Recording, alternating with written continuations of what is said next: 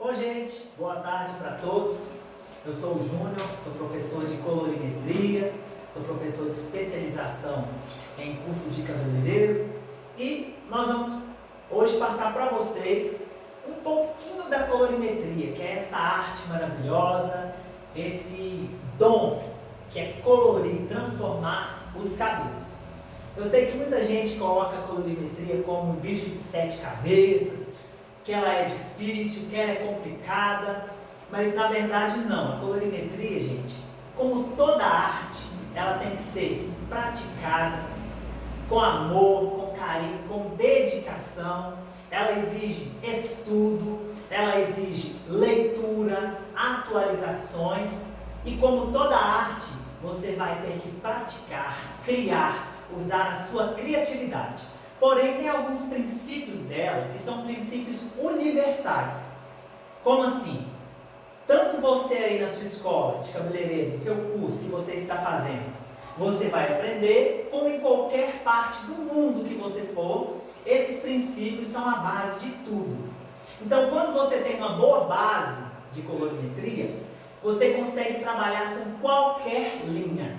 Seja uma linha com muitos números, com muitas colorações, seja uma linha pequena. Eu costumo brincar que o bom colorista, ele trabalha da mesma forma com qualquer linha. Claro, respeitando a qualidade, sempre qualidade. Bom, mas no início da colorimetria, nós não temos como começar sem falar da nossa querida Estrela de Oswald. Vou contar um pouquinho da história dela para vocês.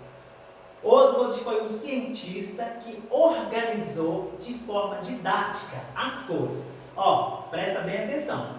Oswald não criou as cores, ele apenas organizou de uma forma muito didática, tá? Por que ela chama Estrela de Oswald? Por causa do formato que ela tem. E nessa Estrela de Oswald, ela traz 3 tipos de cores. Primeiramente, as chamadas cores primárias, que são o amarelo, o vermelho e o azul. Por que elas têm esses nomes? São primárias porque são cores puras, encontradas na natureza. Quando eu digo cores puras, gente, nenhuma mistura que eu faça, eu vou chegar no azul, ou vou chegar no amarelo, ou eu vou chegar no vermelho. São totalmente puras. Então, quando você olha para a natureza que o nosso Criador fez, você vê o azul do céu, o amarelo das flores e por aí vai. Agora, pode passar, por favor. Quando eu misturo, duas cores primárias, eu vou ter uma chamada cor secundária. Então, qual é a definição de cor secundária? É a mistura de duas primárias, detalhe, partes iguais, exatamente iguais. Então, se eu pegar uma tinta 50 ml, 50 ml, 50 ml de um guache azul, com 50 ml de um guache amarelo, por exemplo, eu vou ter um verde. Então, uma secundária é o resultado de duas primárias em partes iguais. Quando eu pego o azul com o amarelo, resulta no verde. Quando eu pego o amarelo com o vermelho, resulta no laranja. E o azul com o vermelho resulta no violeta, também chamado de roxo. Então, roxo, violeta é a mesma coisa, tá? A mistura das 3 primárias em partes iguais formam o nosso querido marrom, também chamado de marrom neutro. Alguns coloristas podem até chamar de cinza neutro. Vocês podem encontrar em alguma literatura isso aí. Então, olha só, quando eu misturo em partes iguais, azul, amarelo e vermelho, eu vou ter o marrom, que é uma cor neutra. Próximo.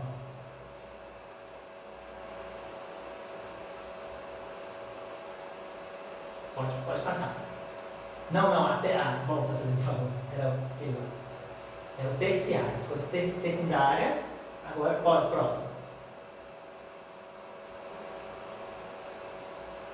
Próximo, né? Ali. Terciárias.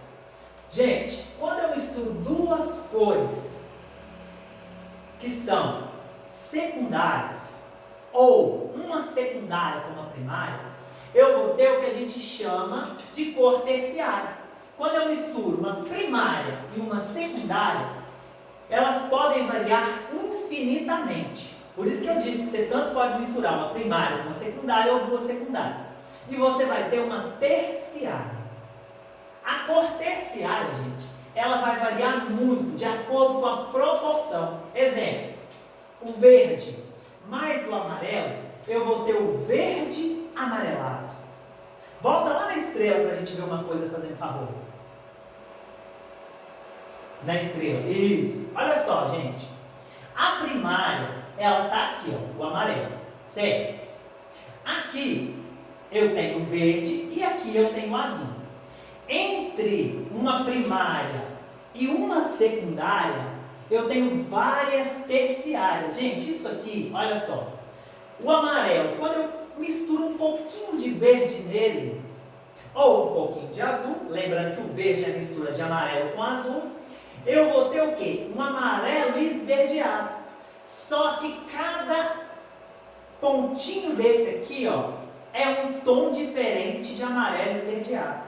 É por isso que quando você olha na natureza, você vê infinitos tons de verde. Você tem desde verdes amarelados até verdes bem escuros, tá? Que são mais azulados. Então seria o seguinte, se você pegasse, né, uma tinta guache amarela e fosse pingando aos pouquinhos o verde, cada vez que você fosse aumentando o verde, é uma tonalidade diferente. Aqui é a mesma coisa o verde. À medida que ele caminha para o azul, a gente vai ter o verde azulado. Quando eu estou mais próximo do azul, eu já tenho o azul esverdeado. Então, ó, dica para vocês guardarem. O nome que vem primeiro está em maior proporção. Então, quando eu tenho um verde azulado, significa que é mais verde e menos azul. Quando eu tenho um azul esverdeado, significa que é mais azul e menos verde. E assim a estrela gira no sentido horário, sempre no sentido horário. Aqui eu tenho azul, para frente eu tenho um azul arroxeado ou azul violeta, jamais azul violetado, né? Azul violeta. Aqui a gente tem o violeta avermelhado, até chegar no vermelho, o vermelho descendo para o laranja, vermelhos alaranjados e por aí vai. Ah, mas isso é tão complicado, como que eu vou usar isso no cabelo? Gente, eu vou mostrar para vocês depois que isso aqui tudo está na sua cartela de cores. Quando você pega a sua cartela de cor da linha que você trabalha, você vai ver que todas essas cores estão lá, todas. Então, você que está um pouquinho inseguro, pode ter certeza que você vai entender tudo. Vamos para cores complementares. É isso, gente. Cores complementares. O que significa uma cor complementar? Significa que cada cor secundária, ela vai ter uma primária que complementa ela para formar o marrom. Lembra que eu falei que o marrom é a neutralidade? Por quê? A estrela de Oswald, gente, ela tem cores que são quentes e cores que são frias. O que é uma cor quente e uma cor fria? Uma cor quente, por exemplo, essa garrafa, laranja, ela é uma cor que te dá uma sensação de calor. Elas são o vermelho, o amarelo e o laranja. Elas nos dão aquela sensação de calor, de energia, de vida. Já as cores frias, que são o verde, o azul e o violeta. Ah, mas o violeta é frio? Sim. O roxo é considerado frio por causa da presença do azul. Eles nos dão a sensação de quê? De frescor, de calma, de tranquilidade. Ninguém pinta a parede de um quarto de um bebê de laranja, de amarelo ouro, de vermelho. Não, você vai usar o quê? Um azul clarinho, um verde clarinho, um branco gelo, para trazer o quê? Frescor e tranquilidade. Claro que isso é uma impressão psicológica. Mas o que vai acontecer, gente? Essa regra da cor complementar, da neutralização, ela é extremamente importante na hora de correção de cor. Volta lá na estrela para a gente ver uma coisa. Gente, vocês estão vendo que toda hora tem que voltar na estrela? Eu aconselho vocês a fazer uma pintura dessa aqui na parede do salão de vocês. Ó. Além de ficar bonito, é útil. Como funciona a cor complementar? nós aprendemos que o marrom está no meio da estrela, certo? O marrom é a mistura exata do vermelho, do azul e do amarelo. O marrom neutro. Se eu desequilibro um pouquinho as proporções, eu vou ter marrons tendenciosos. Por isso que existe uma infinidade de marrons. Por exemplo, se eu carrego um pouquinho mais do vermelho, eu vou deixar de ter marrom? Não. Mas eu tenho marrom puxado para o vermelho. Se eu carrego mais o amarelo, eu vou ter o marrom mais dourado. Se eu carrego o azul, eu vou ter um marrom mais frio, mais escuro, que nós vamos ver depois nas cartelas de cores. Por exemplo, qual é a cor complementar do vermelho? A cor complementar do vermelho é o verde. Por que o verde neutraliza o vermelho e o vermelho neutraliza o verde? Por quê? Vamos pensar. Qual é a composição do verde? O verde é uma cor de dupla formação, amarelo e azul. Se eu tenho no verde amarelo e eu tenho no verde azul, o que falta para formar o marrom? O vermelho. Então, o vermelho é complementar do verde e o verde complementa o vermelho. A mesma coisa o laranja. O laranja é a mistura de quê? Vermelho com amarelo. Para fazer o marrom, me falta o azul. Então, o azul neutraliza o laranja e o laranja neutraliza o azul. A mesma coisa o violeta. O violeta é uma cor de dupla formação, formado de vermelho e de azul. O que faltou? O amarelo para formar o marrom. Então, o amarelo neutraliza o violeta neutraliza o amarelo. Ou seja, as pontas contrárias da estrela se neutralizam.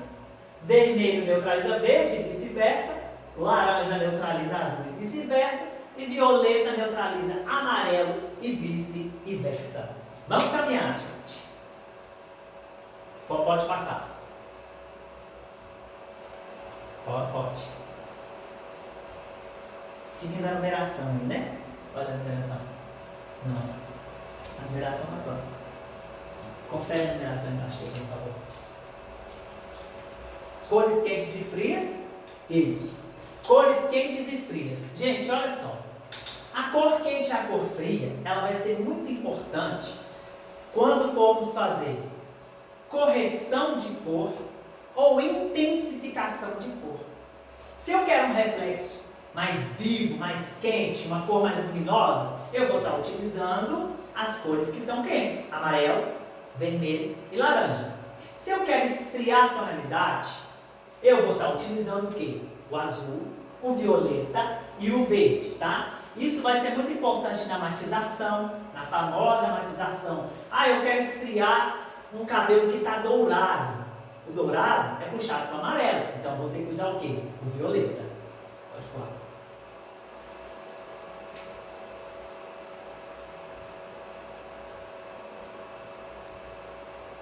Isso.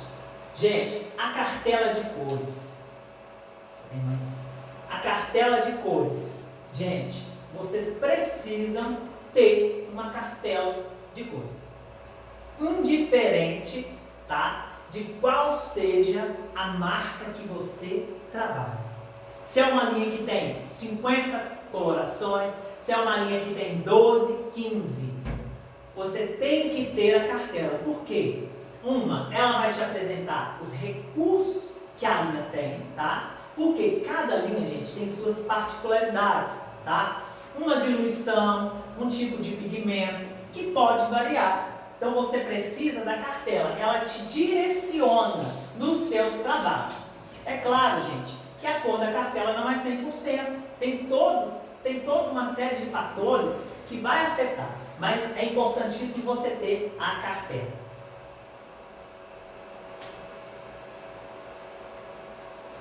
Isso, gente, olha só, nós vamos entender, agora nós vimos o que é a cor em si, a cor natural, a cor da natureza, a cor fenômeno, né? Na verdade, a cor, ela é um fenômeno físico.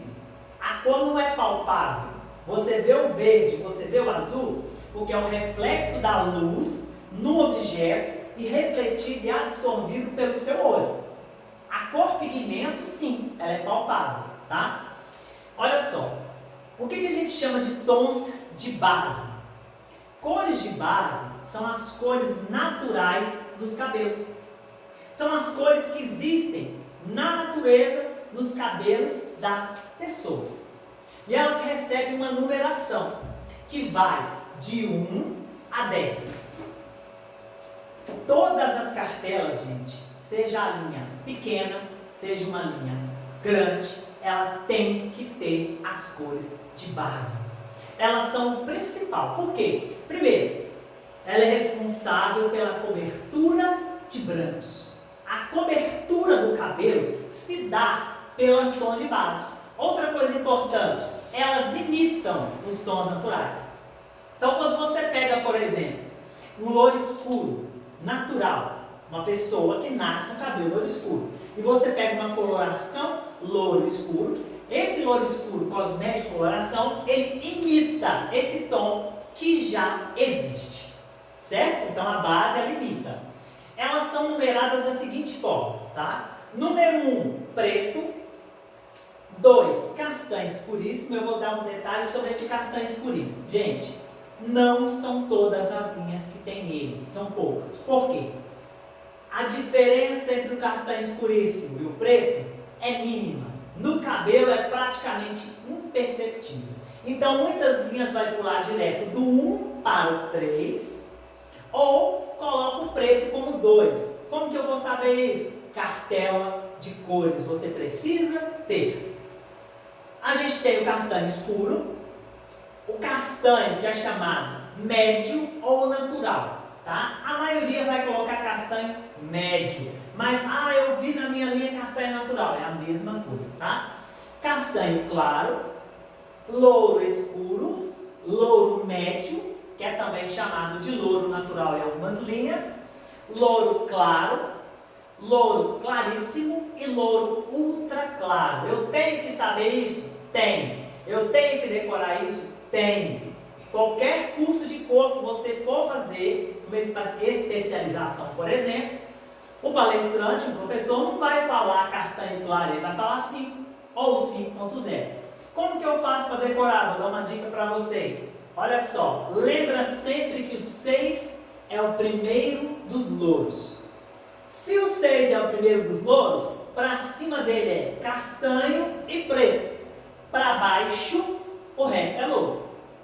Outra dica, quando em algum vídeo, em algum curso, vocês virem falar, eu quero um tom acima. Quando eu digo um tom acima, é um tom mais claro.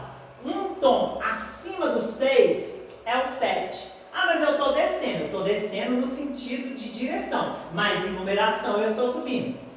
Eu quero um tom abaixo do 6. O tom abaixo do 6 é o 5, castanho claro. Toda vez que eu falar, estou descendo, estou abaixando o tom, estou escurecendo. Quando eu disser estou subindo o tom, eu estou clareando. Certo? Ok. Quantos minutos aí pra gente? Pode dar para falar do reflexo. Pode ir. Gente, olha só. Definição de reflexo. Nós vimos que a base são as cores que imitam as cores naturais dos cabelos. Mas, por exemplo, vamos supor que eu não queira colorir o meu cabelo, é um louro médio, né? Louro escuro para louro médio. Mas tem isso, 6,5? A gente não coloca na cartela 6,5. Mas tem cabelos que estão entre um e outro. Tem cabelo que você olha no louro escuro, ele é um pouquinho mais claro que o louro escuro. Mas também ele é um pouquinho mais escuro que o louro médio. Então a gente considera entre um e o outro. Mas qual que eu vou considerar? Para fins de coloração, considere o mais escuro. Se está um pouquinho para frente do 6, eu considero o 6. Agora vamos supor que eu não queira colorir o meu cabelo de louro escuro, natural. Eu quero um louro escuro com um reflexo avermelhado, ou dourado, ou cobre. Aí entra o que a gente chama de reflexo ou nuance. Isso já vem na cartela. Por exemplo, quando eu tenho louro escuro natural, ele vai aparecer como 6 ou 6.0. Qual a diferença? Nenhuma. Tem linhas que colocam 6/0, 6.0 ou só 6, tá? Agora, quando eu quero um vermelho, por exemplo, a minha cartela vai trazer o 6.6. É lógico que tem outros vermelhos, mas o exemplo, o 6.6 é um louro escuro? É, porém com um acréscimo de vermelho. Sabe como que eu costumo definir base e reflexo? Pizza. A pizza básica é massa, presunto e mussarela. Ótimo, é a base. Mas eu quero uma coisa assim mais incrementada. Eu quero rodelas de tomate, eu quero bacon, eu quero aquele trem branquinho, palmito. São os acréscimos. A coloração é a base. O reflexo é apenas um acréscimo. E eles são numerados. Passa pra gente fazer um favor. Eles são numerados de 1 a 8. Gente, a numeração de base ela vai variar muito pouquinho. Agora, a de reflexo pode variar um pouco mais de acordo com a linha. Ó, 90% das linhas vão utilizar esse padrão aqui. Mas eu tenho linhas que vão variar. Eu vou falar dessas variações para vocês. Mas na maioria dos casos é o seguinte. O número 1 é o reflexo cinza, tá? Que predomina pigmento azulado. O 2 é o mate, que predomina verde. O 3 é o dourado, que predomina o amarelo. O 4 é o cobre ou acobreado, que predomina o laranja. O 5 é o acaju, tá? Que é uma mistura de vermelho com o violeta, né? Ele é um vermelho-violeta. O vermelho 6, que predomina o vermelho. O marrom, tá? Que tanto pode ser um marrom neutro ou um marrom tendencioso, vai variar de linha. Por isso, gente, o que acontece? Nosso marrom da linha X é avermelhado, o marrom da linha tal é dourado. São aquelas variações que eu disse para vocês. E o pérola, que é o roxo, só que bem clarinho. Na verdade, o pérola é uma mistura de violeta com um pouquinho de azul. Pode variar de linha para linha. A linha da vela, Color Perfect, por exemplo, tá? Eu não trabalho para nenhuma linha de coloração, gente. Só estou aqui passando dica para vocês. A linha da vela, por exemplo, coloca o pérola com pigmento somente azul. A linha da Alpha Parf, por exemplo, já coloca o violeta como o roxo com um pouquinho de azul.